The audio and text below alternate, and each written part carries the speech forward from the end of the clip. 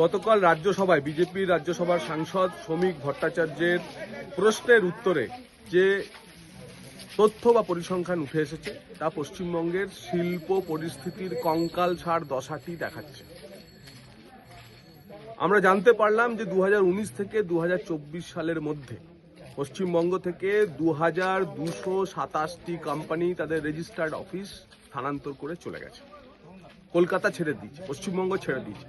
এবং তার মধ্যে 39টি কোম্পানি আছে যারা স্টক মার্কেটে লিস্টেড ছিল। আপনারা বুঝতেই পারছেন যে তার মানে 39টি সংস্থা, এমন বড় সংস্থা যারা শেয়ার বাজারে নথিভুক্ত হয়ে পশ্চিমবঙ্গবাসী সহ সারা ভারতবর্ষের শেয়ার হোল্ডারদের নিয়ে তাদের সংস্থা চালাচ্ছিলেন। কিন্তু পশ্চিমবঙ্গের যেহেতু শিল্প বান্ধব বা শিল্প সহযোগী সরকার নেই এবং পরিস্থিতি এখানকার আইন শৃঙ্খলা শিল্প বান্ধব নয়, তাই তারা বাংলা ছাড়ছে। বাম আমলে আমরা জানতাম যে 34 বছরে 56,000 কল কারখানা বন্ধ হয়েছে।